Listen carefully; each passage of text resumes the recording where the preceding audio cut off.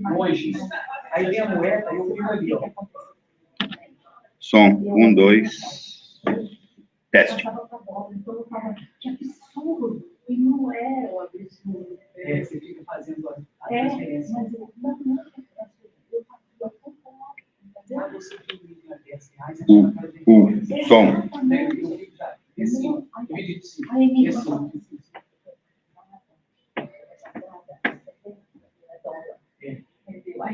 Por exemplo, eu consegui arrumar o nosso grupo, um lugar lá, está até no nosso grupo, no sul, um lugar que traz para cá.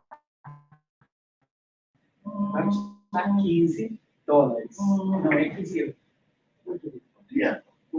E o envio tem que ser pago. Entendeu? Então vai dar 10%. Exato. Então, você viu, $15 sem frete. Esse frete não vai cair de peça. Então, tem alguém que paga. Porque se a gente fizer 15 mais o frete, ele vai passar pelo hotel. Porque ele está muito caro. Você tem que mecanismo. Tem que ser portador.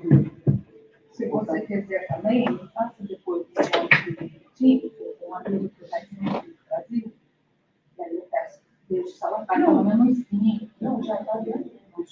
Já vou mudar. Tá bom. E a gente, eu acho que só no público a gente deve ser feito no público, porque nós já vamos entrar na bolsa. Eu vou no Brasil em novembro. Não. Mas aí eu posso fazer o próximo. Entendeu? Se for o caso, eu não trago o próximo. Porque não, minha passagem tem que ser bem paga. Força. Eu não.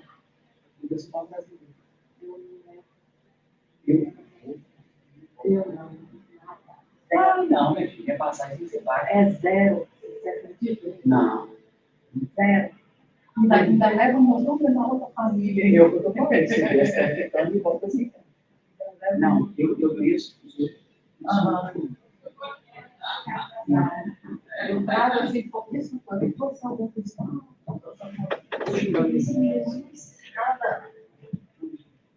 Aqui, só foi de verde também, não é possível. Todo mundo azul, tudo verde, tudo verde. Bom, a gente vai dançar. Impressionante. Aí se veste com as coisas sem saber. Dançar. Tem dia que é todo de azul, tem dia que é todo de verde. Hoje é verde. Mais tarde vai ter show. Então. Esperança. A verde é a cor do vento.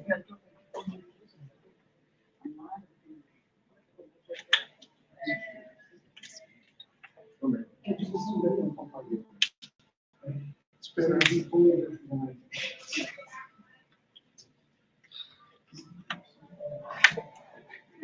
Você já está ali.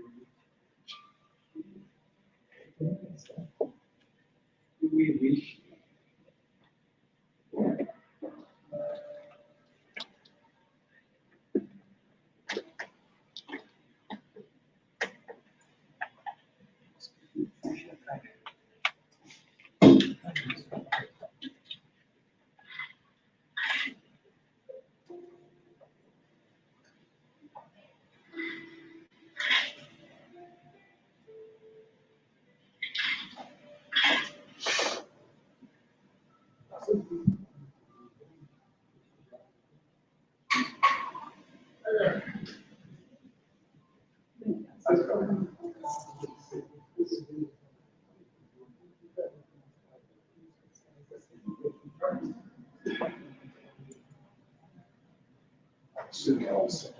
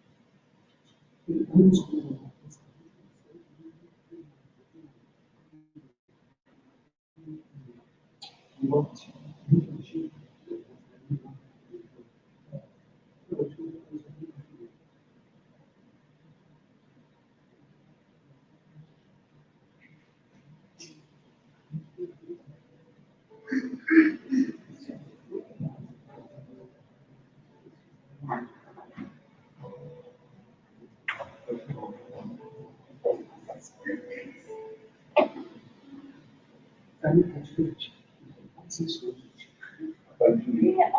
Sim, mais tarde vai só apresentar aqui na frente. Fechou. Eu canso. A banda já está montada. Ela.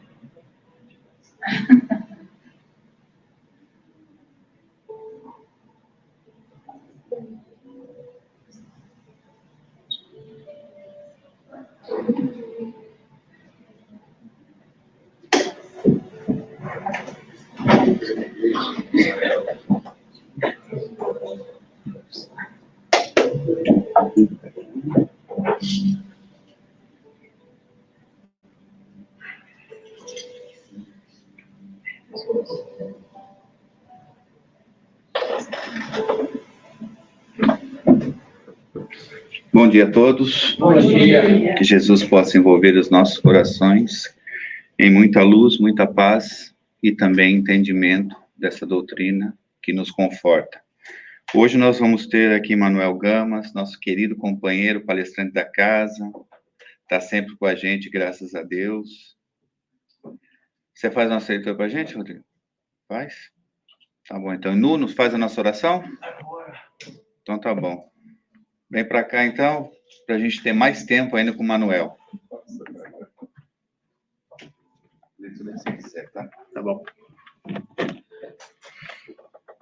Leitura do livro Ceifa de Luz, de Chico Xavier, pelo Espírito Emmanuel.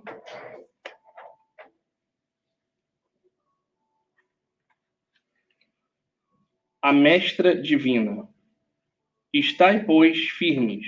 Paulo, em Efésios, capítulo 6, versículo 14.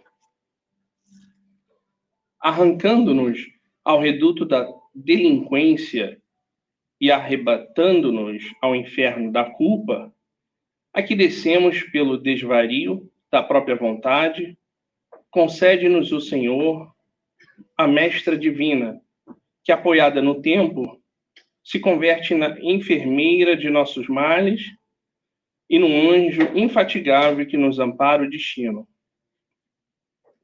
Paciente e imperturbável, devolve-nos todos os golpes com que dilaceramos o corpo da vida, para que não persistamos na grade do erro ou nos cárceres do remorso. Aqui, modela berços entre chagas atrozes, com que nos restaura os desequilíbrios do sentimento. Ali, traça programas reparadores, entre os quais padecemos no próprio corpo as feridas que abrimos no peito dos semelhantes. Agora, reúne nos laços do mesmo sangue ferrenhos adversários que se degladiavam no ódio, para que se reconciliem por intermédio de prementes obrigações, segundo os ditames da natureza. Depois constrange a carência aflitiva, no lar empobrecido e doente, quantos se desmandaram nos abusos da avareza e da ambição sem limites, a fim de que retornem ao culto da verdadeira fraternidade. Hoje, refaz a inteligência transviada nas sombras pelo calvário da idiotia. Amanhã recompõe com o buril de molestias ingratas a beleza do espírito que os nossos desregramentos no corpo transformam tantas vezes em fealdade e ruína. Aqui, corrige, adiante, esclarece, além reajusta, mas além aprimora. Incansável na marcha, cria e destrói para reconstruir ante as metas do bem eterno, usando aflição e desgosto, desencanto e amargura, para que a paz e a esperança, a alegria e a vitória nos felicitem mais tarde no santuário da experiência. Semelhante gênio invariável e amigo é a dor benemérita, cujo precioso poder sana todos os desequilíbrios e problemas do mal. Recordemos, no recinto doméstico ou na estrada maior, ante os amigos e os desafetos, na jornada de cada dia, quando visitamos pela provação que nos imponha suor e lágrimas, acerenemos o próprio espírito e, sorrindo para o trabalho com que a dor nos favorece, agradeçamos a dificuldade, aceitando a lição.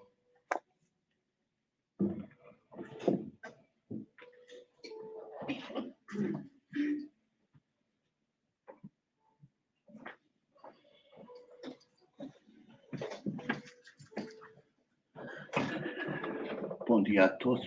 Bom Sejam dia. bem-vindos. Vamos orar.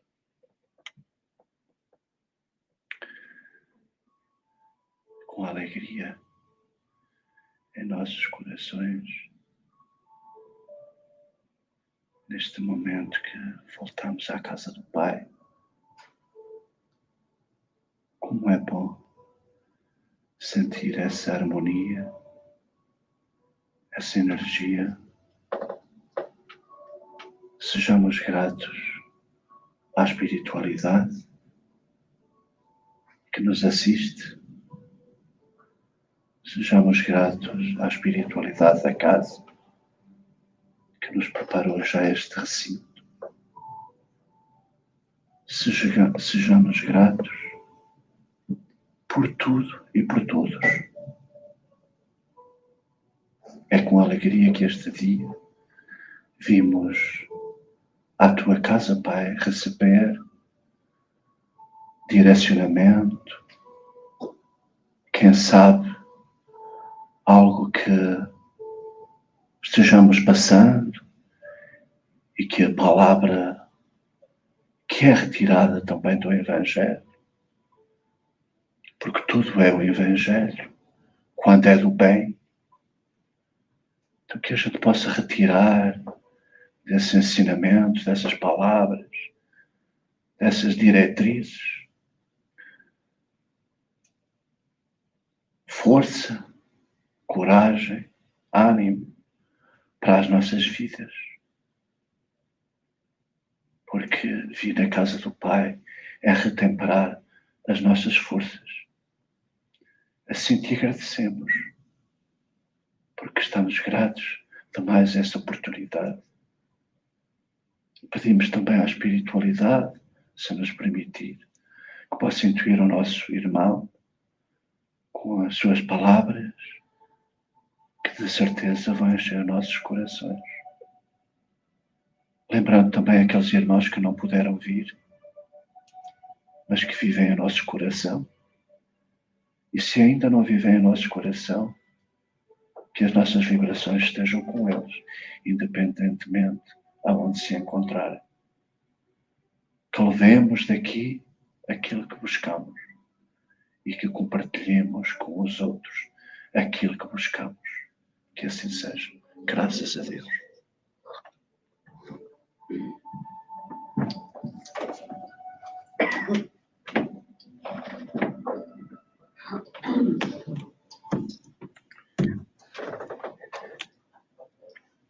Bom dia, amigos. Bom dia. Bom dia. Ótimo. Tá muito fraco. Bom Bom dia. dia. Com alegria. Exato. Pessoal aqui do Facebook, eu nem ouvi vocês. Mas é tão bom estar aqui, gente, nessa casa, nesse lar, que faz parte do meu coração, não é? Nessa casa, Long Branch, essa casa que nós participamos aqui por muitos anos, Long Branch, o Seara do Bem, os outros lugares que a gente participa, a gente tem uma ligação, um coração ligado com esses locais. Porque o movimento espírita é assim, né, gente? Nós servimos a causa, não uma casa. Então, quem serve a causa está conectado em todos os lugares. Esse é o nosso objetivo. E hoje nós iremos estar trabalhando algo interessante que é sobre esses dois mundos. Vivemos entre dois mundos. E foi André Luiz, através das mãos do Chico, que nos ajudou a entender melhor esse outro mundo invisível que os nossos olhos físicos não conseguem ver. Allan Kardec, ele trouxe o básico, ele trouxe o céu e o inferno algumas mensagens do mundo espiritual daqueles que partiram para o outro lado e que trouxeram as mensagens como eles viviam lá do outro lado, como eles estavam lá do outro lado. Mas Allan Kardec não teve o tempo para detalhar.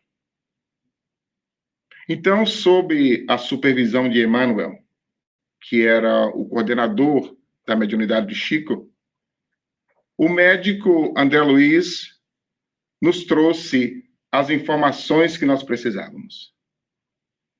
Os livros que nós lemos de André Luiz, começando pelo Nosso Lar. Ali, nós vamos começando pelo Nosso Lar a entender como que funciona esse mundo espiritual, como funciona esse mundo invisível, que é tão difícil para nós entendermos ainda. Até o próprio Chico, quando começou a fazer a obra Nosso Lar, ele achou que estava muito fantasioso as informações que estavam chegando. E tira Chico do corpo e leva Chico ao Nosso Lar para conhecer o Nosso Lar, para ver o Nosso Lar em desdobramento. E Chico volta com essa certeza de que o mundo espiritual era daquele jeito mesmo. E quando nós pegamos Nosso Lar, se nós não temos um certo conhecimento básico da doutrina espírita, nós não conseguimos entender aquilo. Casas no nosso lar, escolas, prédios, um rio, sopa.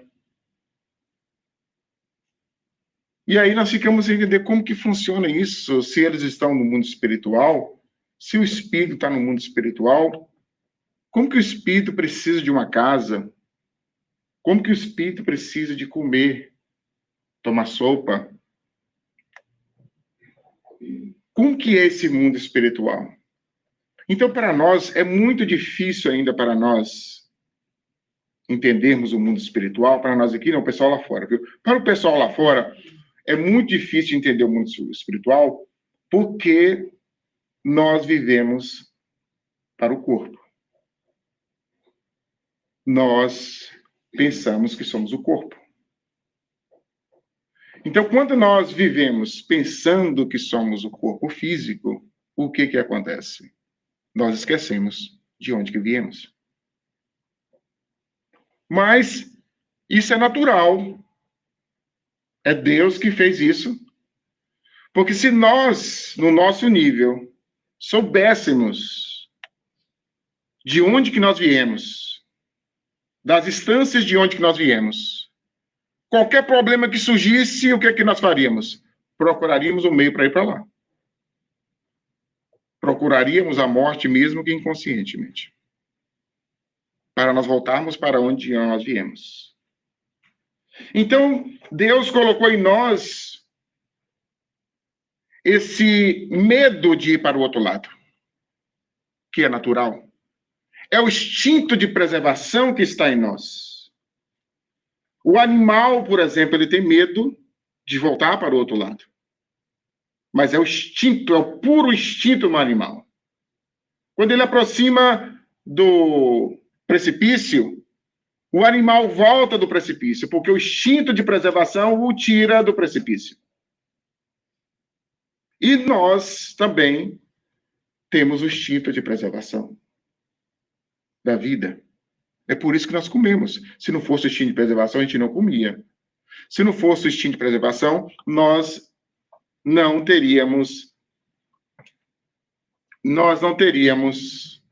os filhos, não teria o relacionamento sexual.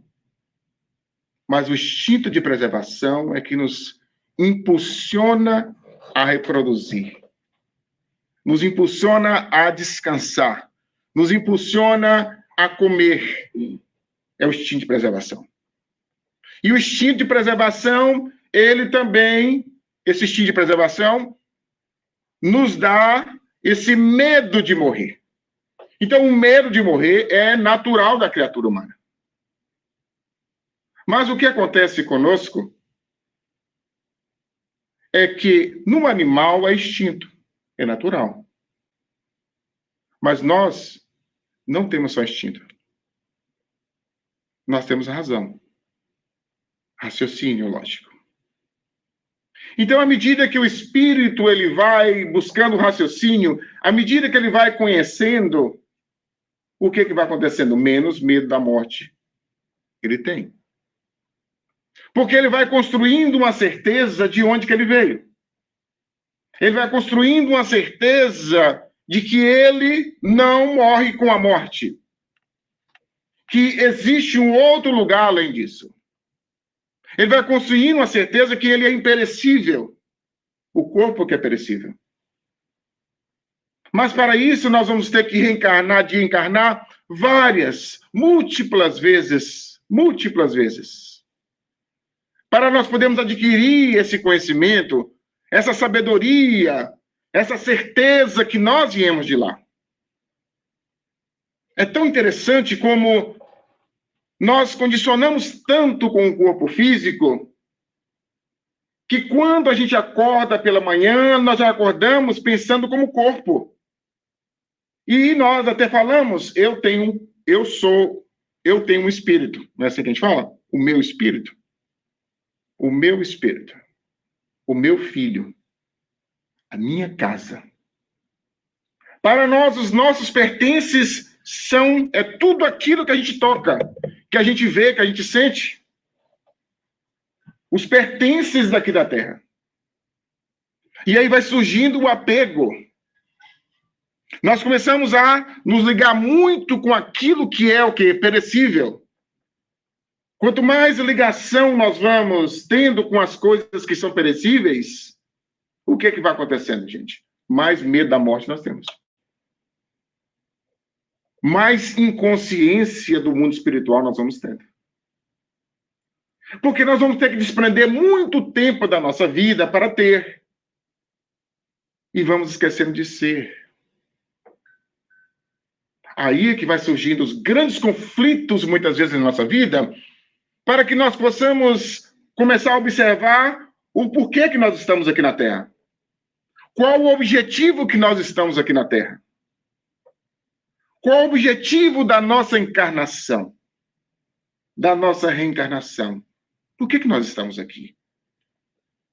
Então, quando nós estamos aqui só para juntar coisas, essas coisas não nos trazem a felicidade que nós estamos buscando, o bem-estar que nós estamos buscando. E surge em nós esse vazio dentro de nós. Essa incerteza que vai surgindo dentro de nós. E junto com essa certeza, o pânico de morrer. Quando a gente fala de morte, a gente fala assim, até espírita, viu? A gente bate. Nós não falamos de morte fácil. Quando a gente fala de morte, a gente bate. Por que dessa dificuldade? É esse atavismo que nós carregamos dentro de nós.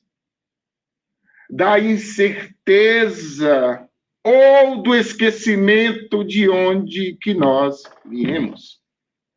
Nós não somos daqui. Nós somos lá do outro lado. E essa incerteza cria uma insegurança tão grande nos relacionamentos. Porque quem é que quer perder o maridão? Quem é que quer perder a esposa linda? Quem é que quer perder aquele filho preferido que a gente quer, que a gente gosta, que a gente ama? Quem é? E nós criamos até uma palavra, perda. Eu perdi o filho. Eu perdi o ente querido. Ninguém perde ente querido, meus irmãos. Nós só perdemos aquilo que nos pertence. E a única coisa que nos pertence são as coisas íntimas. O que nos pertence? As coisas do espírito. O pensamento, o sentimento, a consciência, a vontade. Isso nos pertence. O resto, gente, tudo fica. Ninguém evolui a 4, a 2, a 3. Nós evoluímos sozinhos. Deus não criou 4 pessoas no mesmo instante que 4. Vai lá, os 4 viver juntos. Não, Deus criou um espírito, o princípio espiritual. E nós evoluímos. E para podermos evoluir, nós vamos ter que conviver com os espíritos de porco. Com pessoas, né? Nós vamos ter que conviver com pessoas. Por que a gente tem que conviver com pessoas? Para desenvolver virtudes. Como é que nós vamos desenvolver virtudes se a gente ficar na montanha lá, orando, meditando? Um dia nós vamos ter que descer para o charco. Um dia nós vamos ter que descer para a arena, onde nós vamos lidar com os grandes leões que estão dentro de nós. E quem é que demonstra? Quem é que mostra para a gente esses leões? A pessoa que está perto da gente. São eles que demonstram esses leões dentro de nós. A gente não consegue, pela imaturidade espiritual, a gente não consegue ver. Então eles vão mostrando para a gente. E geralmente Deus vai colocando na nossa vida pessoas que são iguaizinhas a gente. A gente pensa que é diferente. Iguais. Vai ficar mais fácil, hein? Para ficar mais fácil. Porque eles demonstram aquilo que a gente não quer ver. Então, o ente querido, nosso filho, a esposa, o esposo, é um espelho que está na nossa frente mostrando o que a gente não quer ver intimamente. É tão bom isso, né, gente?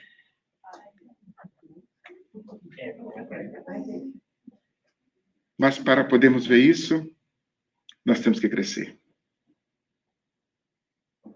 Temos que crescer para descobrir isso. E para crescer, meus irmãos, nós temos que nos libertar das funções instintivas. Nós temos que libertar do corpo. Nós temos que colocar o corpo ao nosso serviço. E nós não estamos a serviço do corpo. Tem pessoas que vivem a serviço do corpo. Comer, dormir, reproduzir e assistir futebol. É as 4 coisas que a pessoa faz. Nós estamos aqui para mais coisas. O corpo é a máquina que nós temos para nós podermos trabalhar aqui na Terra. O corpo Deus nos deu como um templo sagrado para nós podermos desenvolver o espírito. Mas nós não poderíamos desenvolver essas virtudes do outro lado, evoluir lá do outro lado. Para que eu tenho que voltar nessa família complicada? Deixa eu lá do outro lado. É porque há coisas lá do outro lado que nós aprendemos, mas há coisas, as mesmas coisas que nós aprendemos do outro lado, aqui a gente aprende mais rápido. E há coisas aqui que nós precisamos de passar por elas para poder aprender. Qual o objetivo da encarnação? A pergunta 132. Que é a evolução do espírito. Que é para nós podermos chegar à perfeição. Para uns é expiação, para outros é missão. Afirma os espíritos. A encarnação.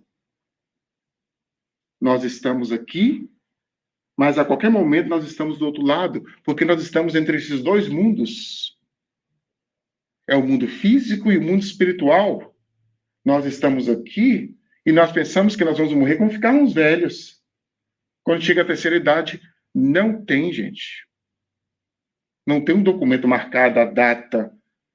A qualquer momento a gente pode ir para lá. E lá do outro lado, do mesmo jeito. A qualquer momento nós podemos vir para aqui. Para poder conviver.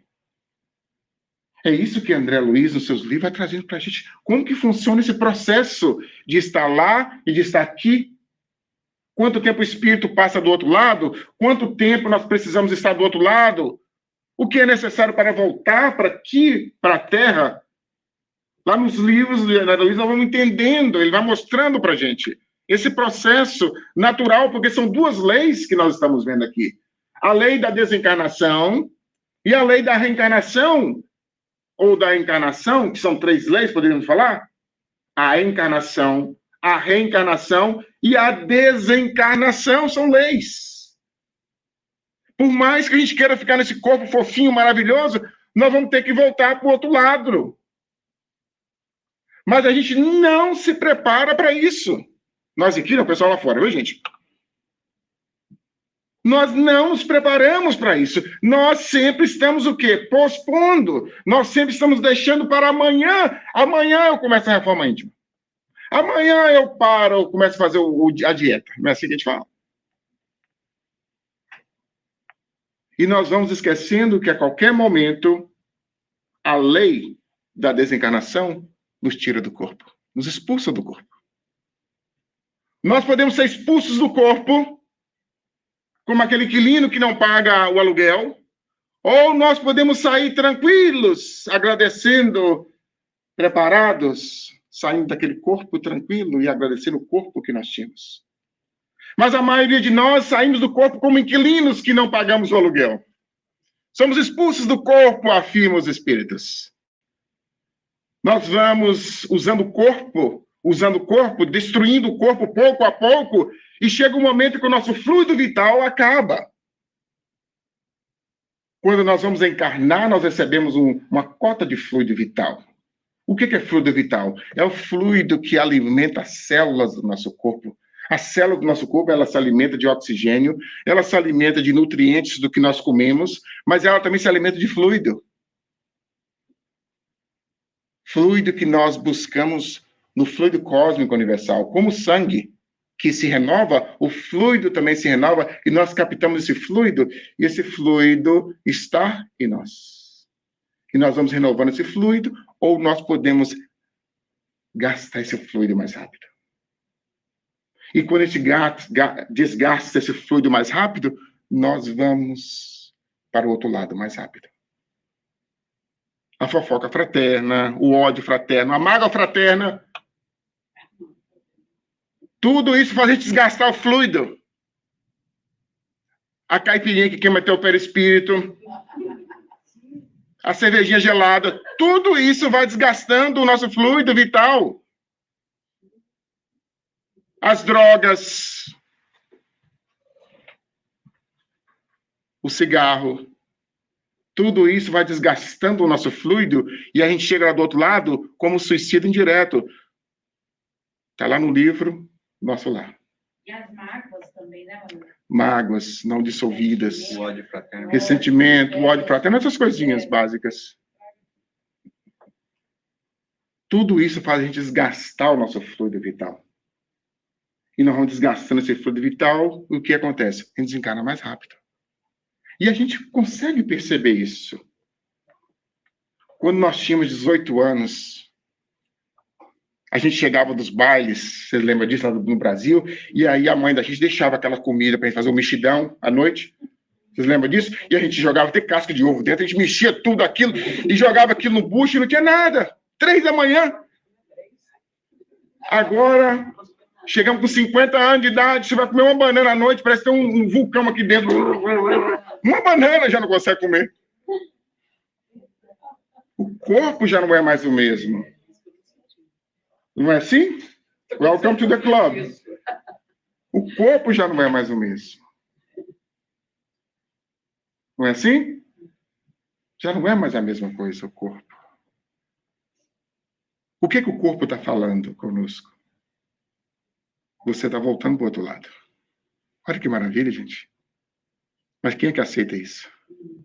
O cabelo começa a ficar branquinho. Está voltando para o outro lado. A gente deve olhar no espelho e graças a Deus, estou voltando, Jesus. A gente pinta. Aí começa a surgir os pés de pinto, pé de pato, assim, não, cabelo, né? E a gente quer puxar. E vai puxando, porque a gente não aceita a terceira idade. Não aceita que o fundo vital está acabando, que a gente tem que voltar. E vai enchendo de coisa, enche aqui, e fica... E chega no mundo espiritual, nem o anjo guardião reconhece mais. Eu encontrei com uma amiga que eu não conheci, parece que ela tinha um maribondo, tinha pegado ela. Eu tô assim, amiga, o que aconteceu? O olho pra frente, assim, aí a minha esposa bateu. Depois ela me explicou, botox. Não aceita, gente. A gente não aceita. O fluido vital está acabando, gente. Quando o fluido vital está acabando, o corpo também vai sofrendo o efeito da falta desse fluido vital. As células, elas vão agora sofrendo agora. A nossa pele já não é mais a mesma. A nossa força já não é mais a mesma. Eu vejo amigos espíritas falando comigo, Manel, quando eu chegar no Brasil, eu estou vendo, quando eu chegar no Brasil, assim, eu vou trabalhar no Brasil. Eu vou dizer, Jesus, com 80, com 70 anos, depois de limpar a casa 20 anos, como é que vai trabalhar, gente? Vai pro asilo. Tem que trabalhar agora. É agora que tem que trabalhar. Olha que interessante, gente. Como que maravilhoso isso, né, gente? Se a gente conseguisse ver dessa forma, o corpo começou a ficar velho. O que a gente faz? Chegou a velhice, a idade da sabedoria. A idade de se preparar, mas, gente, a qualquer momento estou indo para o outro lado. A gente desdobra e já vai conversar com o pessoal. Tá, como é que está na casa? E já está quase pronto? Eu estou quase indo. Não é assim? A gente já está se preparando para voltar. É assim que acontece? Não é, gente. Não é. Não é a cada dia mais um, é cada dia menos um. Menos um. O ente querido está desencarnando. Tem uma amiga que o pai, graças a Deus, desencarnou. Com 80 e tantos anos, e ela ia para o Brasil correndo e voltava para o Brasil correndo e voltava correndo. Eu falei assim, gente, deixa esse homem morrer. Deixa morrer. Eu falei assim, não posso, é meu pai, ela é católica. Não posso, deixa ele morrer. Até que, graças a Deus, foi embora. 82 anos de 2 encarnações. O que a gente quer mais? Deixa aí, gente. Fazer o apego. É a incerteza que está dentro de nós que o ente querido não morre. É a incerteza que quem está ali no caixão é o corpo. Essa incerteza dentro de nós que dá do outro lado, do mesmo jeito, olha que interessante, gente, do mesmo jeito que tem gente chorando aqui quando a gente vai, lá do outro lado tem gente sorrindo, esperando. A reencarnação do mesmo jeito. Nós deixamos pessoas chorando lá do outro lado, porque a gente está vindo para o campo de batalha. Enquanto que quem está recebendo está sorrindo. Olha como que o Espiritismo ele vem trazer uma ideia diferente em relação à vida. A vida não é essa aqui, gente. Isso aqui é uma existência. A vida real é a vida do Espírito. Nós estamos aqui rastejando. Se a gente quer ir para o Brasil agora, o que a gente faz? Tem que sair para comprar um ticket, tem que comprar uma passagem de avião, e quem mora no interior sabe como é que é. A gente chega em São Paulo, de São Paulo vai para a cidade mais próxima, a cidade mais próxima pega um carro, depois pega um jegue, depois pega isso, até chegar no lugar de onde que vem é uma semana. À noite a gente dorme, a gente sai e já está lá na casa do ente querido. A gente pensa e está lá. Porque o espírito não precisa disso. Mas ele prefere estar aqui nele, no corpinho fofinho, não é nem que estou doente, mas eu quero ficar aqui. A doença aparece, a gente não se prepara. Não se prepara para desencarnar. A doença apareceu. É a doença incurável, que não há cura. O que a gente faz? Revolta. Como que Deus pode ter feito isso comigo? Como que Deus pode ter feito isso comigo? A gente morre mais rápido. A doença se espalha mais rápido no corpo, a gente morre. E chega do outro lado, a gente está carregando o câncer. Porque o câncer ficou no perispírito. O câncer ficou na alma. A gente tem o câncer e a gente abençoa a Deus. Ela diz, Senhor, obrigado por essa prova que eu estou passando. O Senhor sabe que essa prova, esse câncer é para limpar alguma coisa que está dentro de mim. É uma mágoa que eu fiquei muito tempo sofrendo, passando, e agora eu estou me liberando. Eu estou me tratando para chegar do outro lado melhor. Olha a visão, gente. Eu estou começando o tratamento, porque é assim que acontece, gente. Muitas enfermidades surgem para nós para isso. Para que nós não possamos sofrer tanto lá no mundo espiritual, o que eles fazem? Nos dá a enfermidade aqui, e essa enfermidade vai quebrando um pouco o orgulho, vai quebrando um pouco o egoísmo, e a gente começa a pensar em perdoar. Começamos a pensar em perdoar. E quando nós começamos a pensar no perdão,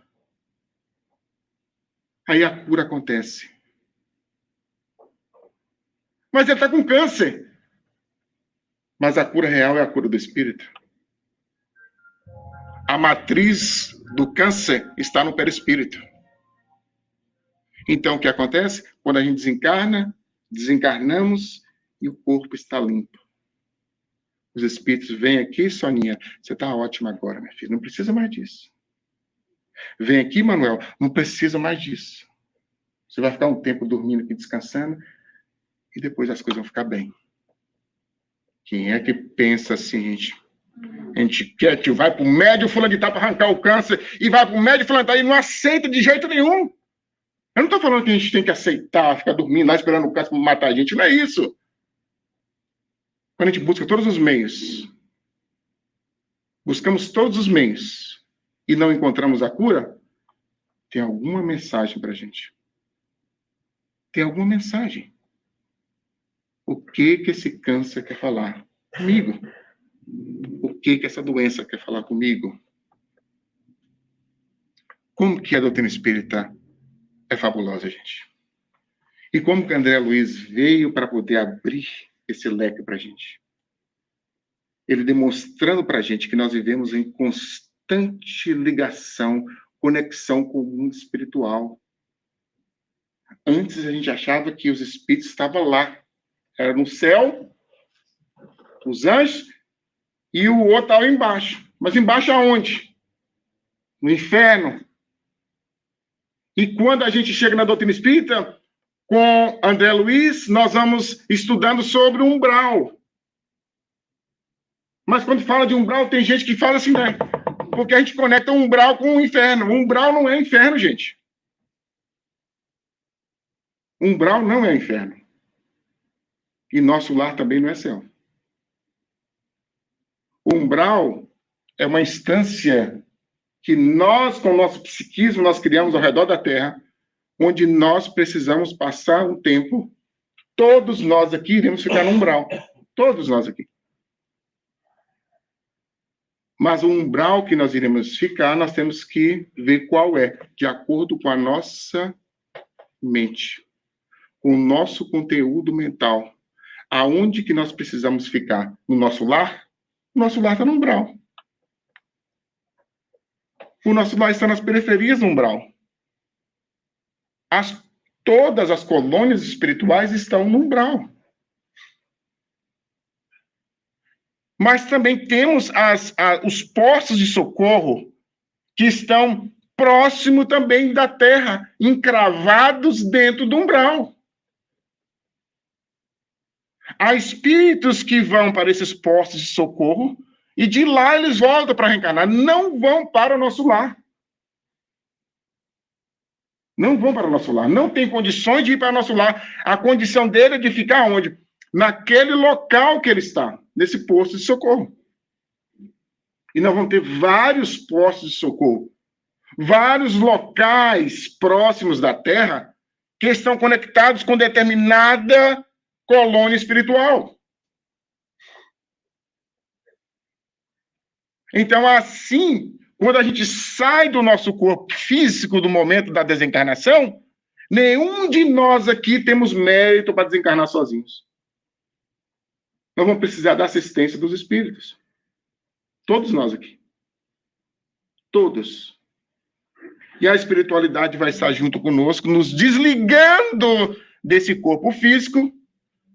Quanto mais apegado nós somos às coisas daqui da Terra, mais difícil é para os espíritos arrancar desse corpo. É uma operação que é feita. Lá no livro Obreiros da Vida Eterna, a gente vai entender sobre isso.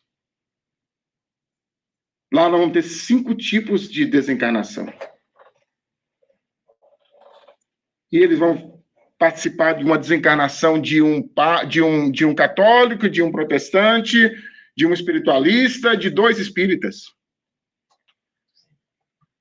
2 espíritas, gente. Nós vamos participar, eles vão participar da desencarnação do Dimas. Todo mundo conhece a desencarnação do Dimas. Dimas era espírita, trabalhador, médium. Mas Dimas não preparou a família. Ou a família não quis acompanhar o Dimas. Que acontece muito isso, gente. E nós temos que respeitar o livre-arbítrio da pessoa que está conosco. Ela não é obrigada a acompanhar a gente.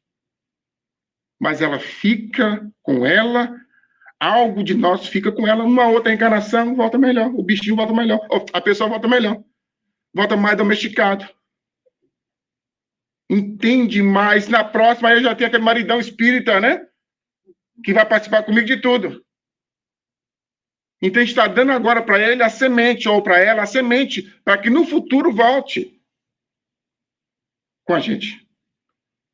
Dimas não preparou a família. E no momento da morte, estava no leito da morte, Dimas estava querendo sair do corpo, a espiritualidade querendo ajudar o Dimas, e a família envolvia-o numa rede fluídica. Ele estava envolvido numa rede fluídica, promovida pelo apego dos entes queridos. Não vai não, pai. Meu, não vai, pai. Como é que você vai? Como é que eu vou ver seu meu esposo? Como é que eu vou ver? Aí os espíritos dão uma dose de ânimo no Dimas, uma energia no Dimas. Dimas abre o olho e pede um caldo de feijão, né? Tô brincando. E pede algo quando eles veem que Dimas estava bem. Nossa, papai ficou bem. Os médicos falam, então vá para casa, descansar. Ele está bem. E quando a família sai, a gente sabe o que acontece, né? A gente pica o pé na mula e vai embora, né? Os espíritos, então, fazem o processo da desencarnação do Dimas. E Dimas vai para o outro lado. Com a assistência dos espíritos. Toda desencarnação assim não é. Nós sabemos que não. Nós temos que ter mérito para, na ajuda da encarnação e da desencarnação, temos que ter mérito. E o que é mérito? O trabalho no bem. E onde? Em qualquer lugar. É o trabalho no bem que é o nosso advogado nesses momentos. Então, Dimas parte para o outro lado, mas a família não estava aceitando ele ir para o outro lado. Isso acontece bastante, meus irmãos. Até mesmo dentro da casa espírita, nós ainda não estamos preparados ainda para a desencarnação. É muito complicado aceitarmos a desencarnação ainda. É por isso que a gente tem que ter uma visão mais ampla em relação a isso. Começar a pensar mais sobre isso. Sobre o outro lado. Sobre a vida espiritual. Se eu desencarno agora, para onde que eu vou?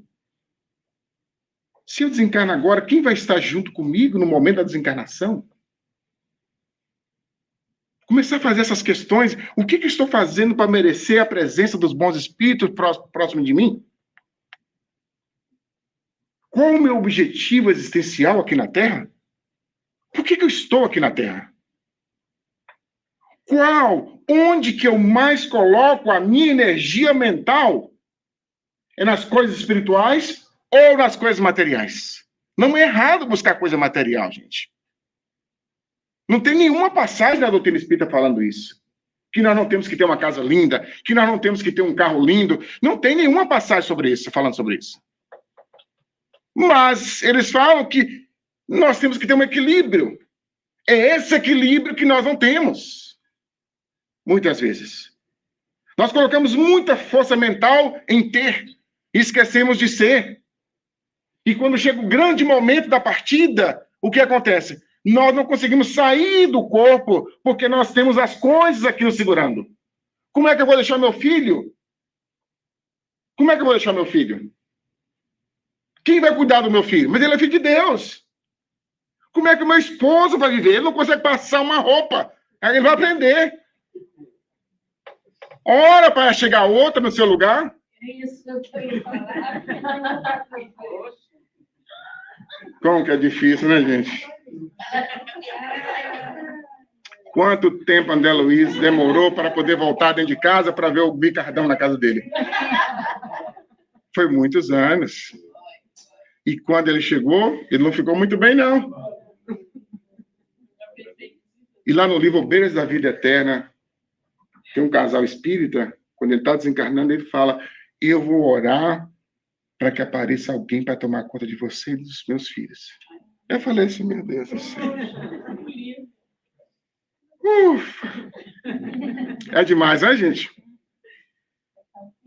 Porque a gente vê o banco do carro virado um pouquinho de dói, Quem estava aqui? Não é assim? Ou então para frente mais. Quem estava muito baixinha? carapuça só. É assim mesmo, não é? Manuel, e o exemplo de Tobias, que morava com as duas mulheres no plantio? Nem fala, né? Então, essas coisas, gente, que a gente... São coisas simples que a gente acha que não vai atrapalhar no nosso momento da desencarnação, de voltar para o outro lado, mas atrapalha. Nós não somos daqui, gente. Nós somos do outro lado. Nós somos do outro lado.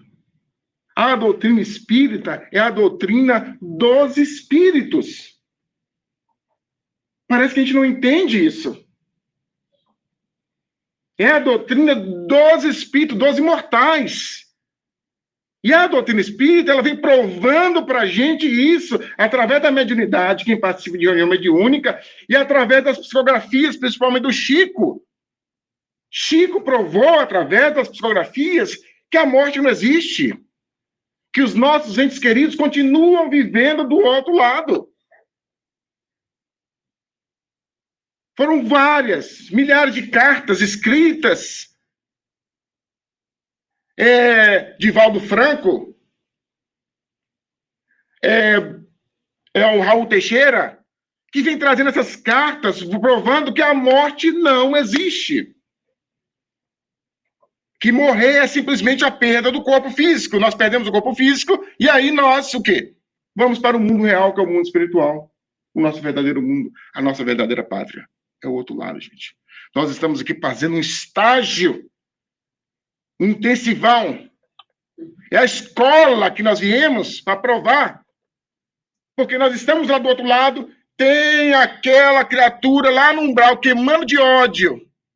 O que é que a espiritualidade faz? Manda para o corpo. A gente vem primeiro, e aí a outra criatura vem lá do outro lado.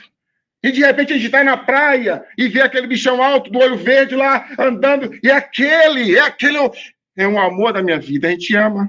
E quem é? É o bichinho da outra reencarnação, é a pessoa da outra reencarnação. Está ali.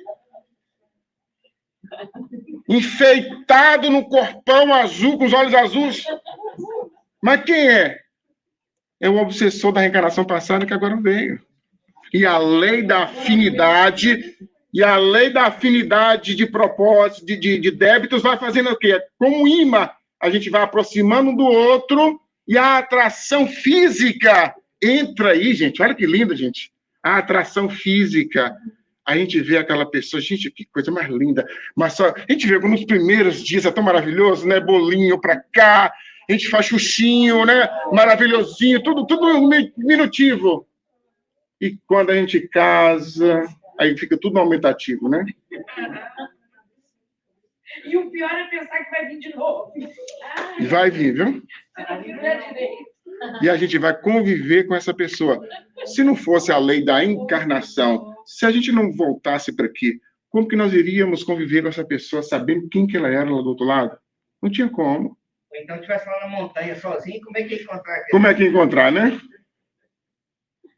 A gente vem como marido e mulher, aquele casal que gosta de viajar, não é? E viaja para cá como para solteiro. E eu olhei assim, pode aproveitar. E aí, como solteiro, vai para lá e vai para cá, e de repente, quando olha, parece que eu estou grávida. Acabou as férias.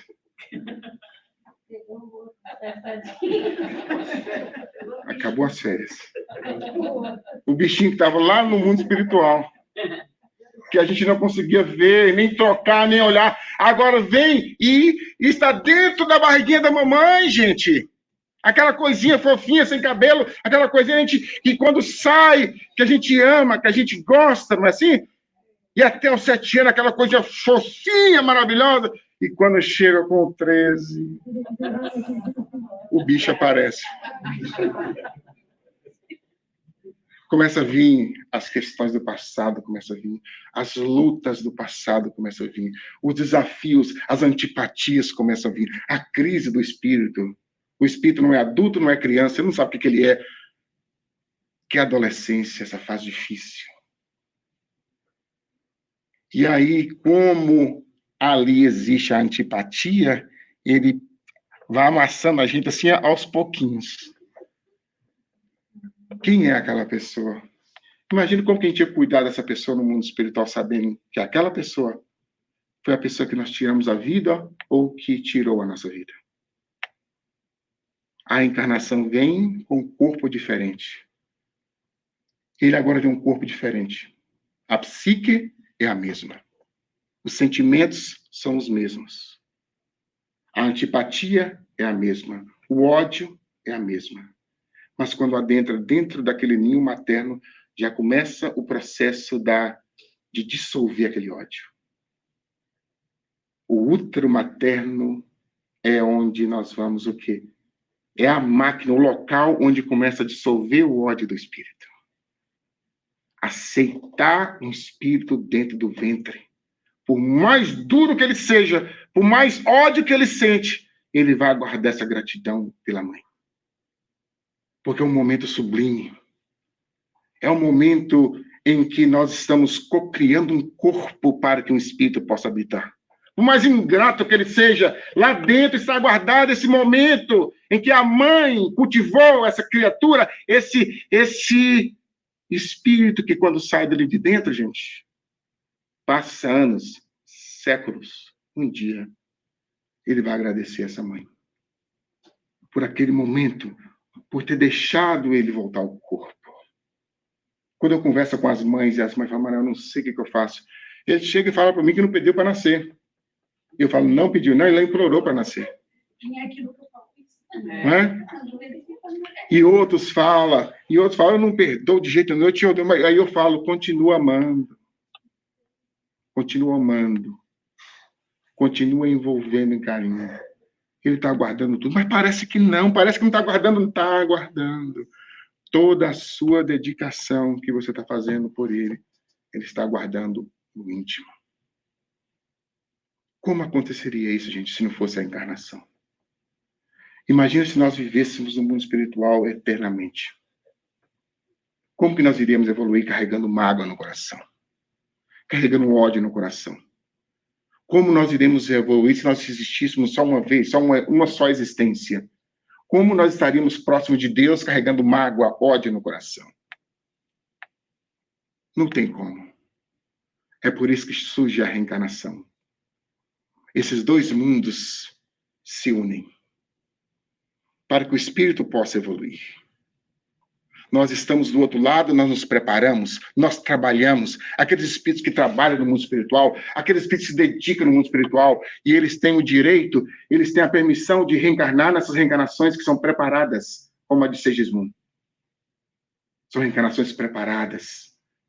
Tira os pais do corpo, mostra a situação, escolhe os gametas que vão ser utilizados no corpo.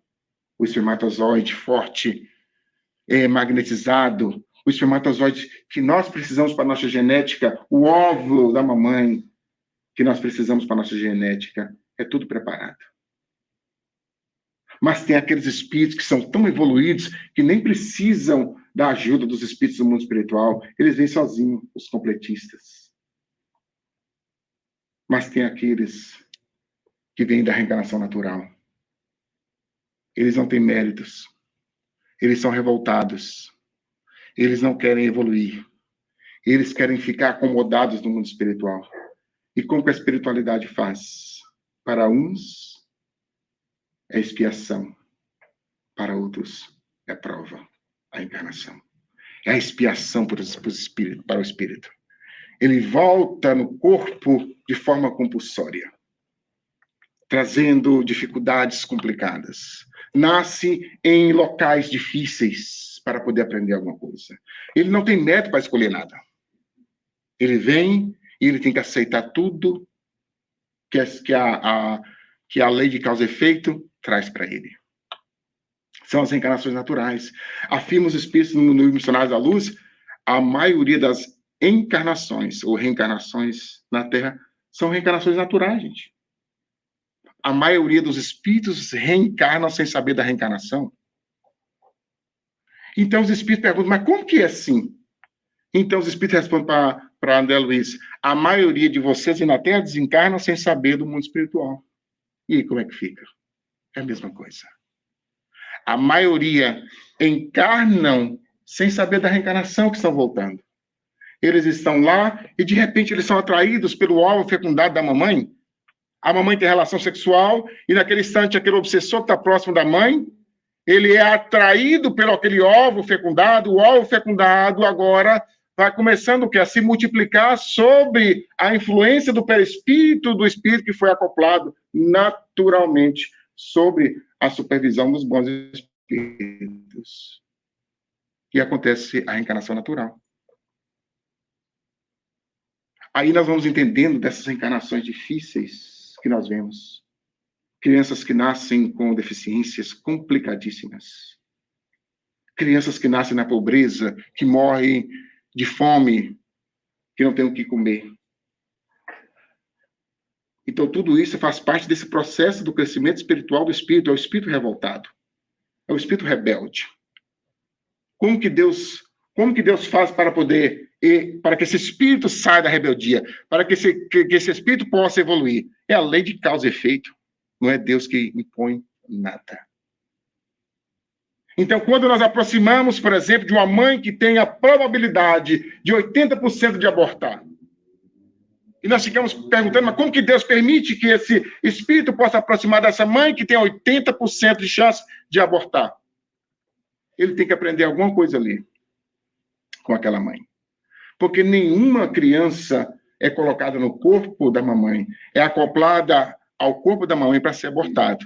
Mas há probabilidades. E nessas probabilidades está uma lei de causa e efeito. O ex-suicida que agora volta para poder valorizar a vida. Ele está ali dentro daquela mãe que tem a tendência ao aborto. Ele está ali lutando para ficar no corpo. E nessa luta para ficar no corpo, ele vai valorizando, ele vai repensando no ato do suicídio que ele cometeu. Olha que interessante como que é a vida, gente. Então, a vida, ela está tanto aqui como lá. O mundo espiritual não está lá. O mundo espiritual está aqui. Nesse momento, o número de espíritos desencarnados aqui é bem maior do que encarnados. Nesse momento, a porta desse centro aqui, o número de espíritos que estão ali fora são milhares de espíritos. Centenas de espíritos. Alguns que foram atraídos pela luz dos bons espíritos que aqui se encontram. São socorridos, são assistidos. Alguns são rebeldes, que querem entrar aqui para poder destruir o local.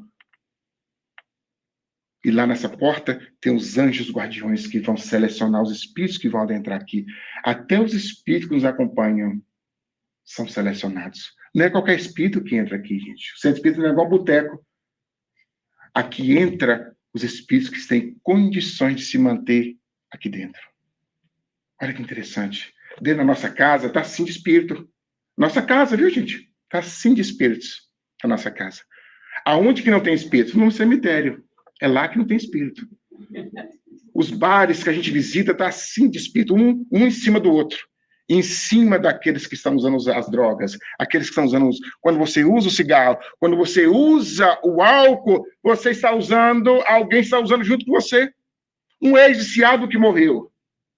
Ele não tem mais o corpo para usar a droga. Ele vai buscar quem usa. Porque no momento que a pessoa usa, ele vai o quê? Sugar a energia daquela droga. Sugar a energia do álcool. Ah, mas o meu é só o Happy Friday.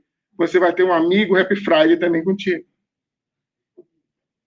Não, eu bebo socialmente. Você tem um amigo social. Por isso que a gente tem cuidado, meus irmãos, com a nossa mente. Nós vivemos num mar de pensamentos. Nós vivemos num mar, numa onda de pensamentos. A todo momento nós estamos em conexão com esses espíritos. A nossa casa, por exemplo, é visitada pelos bons espíritos. É visitada pelos espíritos familiares que desencarnaram e que têm condições de nos visitar. Se a gente mantém a nossa casa em oração, se a gente não fala a palavra chula dentro da nossa casa, se há um respeito mútuo dentro dessa casa, nós atraímos bons espíritos para a nossa casa, gente. E os espíritos, a nossa vibração de prece cria uma fronteira vibratória ao redor da nossa casa e espíritos espíritos inferiores não conseguem entrar.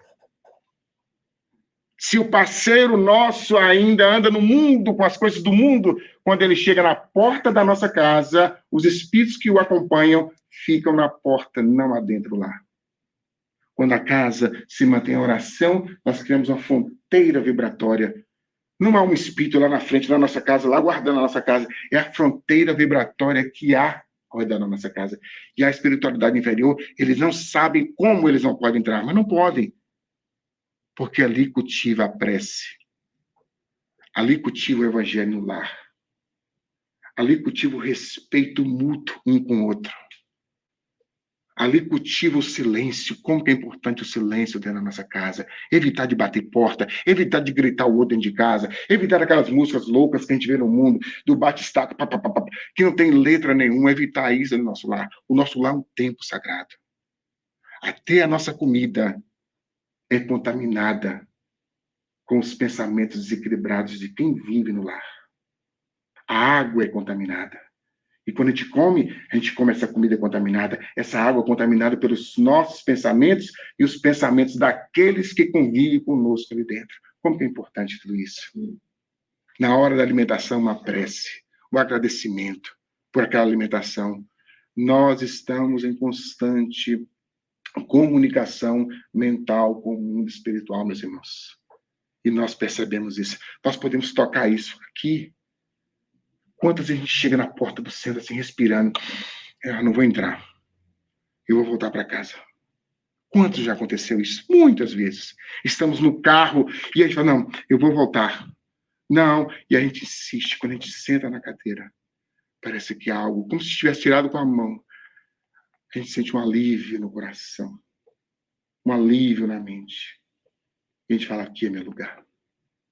É aqui que eu vou encontrar forças para poder lidar com as provas lá fora. Eu considero esse local aqui, gente, é como se fosse um oásis no meio do deserto. Estamos andando nesse deserto que é a terra. Andamos por esse deserto e quando nós estamos com sede, nós paramos nesse oásis e tomamos a nossa água, a água do esclarecimento.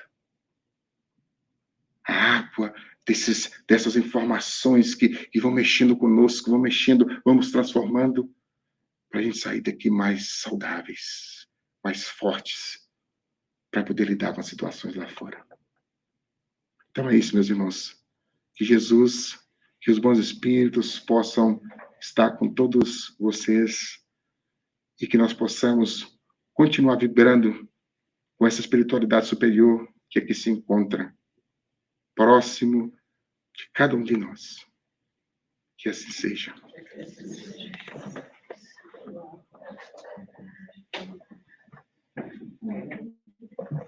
Obrigado, Manuel, pela presença, pela doação do seu tempo. Muito obrigado. Estudo bom. Alguém tem algum comentário? Manuel disse que não vai responder pergunta hoje, não. Falou que está com muita fome, o almoço está muito bom. Então, é só comentário. Alguém tem algum comentário? Eu tenho um comentário. Esse é um tema que eu gosto muito, da morte, da perda de entes queridos, porque a gente é espírita há muito tempo e eu tenho muita dificuldade. Eu queria que o Manuel falasse para mim, rapidinho, Manuel, não é pergunta não, o que fazer com a saudade? Porque por mais que a gente entenda da reencarnação, da vida, de tudo, né? Claro, você veio bem claro para a gente. Mas a saudade de abraçar o cheiro da mãe, eu estou falando da minha mãe, é muito duro. Então, às vezes, eu fico achando que, mesmo sendo espírita, que a morte é um castigo, sabe? Você ficar longe da pessoa que a gente ama muito Deus. E essa saudade dói na alma da gente. O que fazer com essa saudade? O Chico tem uma frase que ele fala assim, a saudade é uma dor que machuca os dois lados. Né? A saudade é natural. Mas o que não é saudável é a gente não aceitar. Não aceitar que ele foi. Exigir que ele esteja conosco. Aí já não é mais saudável. Aí a gente pode perturbar ele lá do outro lado. Mas sentir saudade, a gente sente. Eu sinto saudade dos meus amigos que jogavam futebol no Brasil. Eu sinto saudade das pessoas que eu estudava lá em Belo Horizonte. Sabe? Eu sinto saudade. Só que eu sei que que o que eles estão fazendo, aonde que eles estão, eu não posso estar mais. Aí eu vou aliviando essa saudade. O mundo espiritual do mesmo jeito. E é melhor ainda. O que acontece? Quando surgir a saudade, o que a gente faz? Como espírita, nós temos a certeza que quando a gente sai do corpo à noite, gente, nós vamos encontrar com os benfeitores, com os nossos irmãos do outro lado, com os nossos entes queridos. A gente devia lembrar, não. Entendeu? Eu tenho certeza que eu não lembro. Mas guarda no coração. Guardar no coração, porque às vezes a lembrança ela vem de forma diferente. Às vezes a lembrança ela vem como? Ela vem com um parente seu. Você lembra de um encontro que você teve com um parente, com seu pai ou com a sua mãe. E você lembra do seu parente e aí você não vê o seu pai, você não consegue ver. Talvez você ainda não consiga aceitar, sabe? Quando você conseguir aceitar profundamente, ele vai aproximar de você. Talvez se ele vem agora, você não está preparado e você vai o quê? Vai perturbar um pouquinho ele. Então, talvez o outro lado, ele está preparadíssimo para encontrar contigo, mas você precisa se preparar intimamente. Aceitar isso. A morte é natural. A qualquer momento nós podemos ir para o outro lado. E começar a pensar agora no marido, nas pessoas mais próximas de você. Pensar, isso pode acontecer. O que eu vou fazer? O que eu faria nesse momento? E pensar em você também. Como eu me sentiria do outro lado, diante disso? Começa a fazer o trabalho de aceitação. Que Deus não pune. E que a morte é vida. Né? Esse termo morte, o termo morte, né? Na doutrina espírita já não existe mais. O espiritismo veio matar a morte. Jesus matou a morte quando ele volta. Ele volta e come até peixe. Bicho danado, né? Ele matou a morte de Jesus. E o espiritismo vai firmar a morte de Jesus com raciocínio. A morte não existe.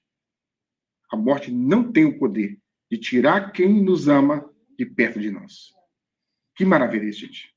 Não tem o poder, a morte. A única coisa que nos afasta dos nossos entes queridos é se eles estão numa situação melhor e nós estamos numa situação pior. É a condição moral nossa que nos afasta dos nossos entes queridos. Não a morte. Obrigada, Fábio. Então. Eu queria fazer um comentário com a Soninha.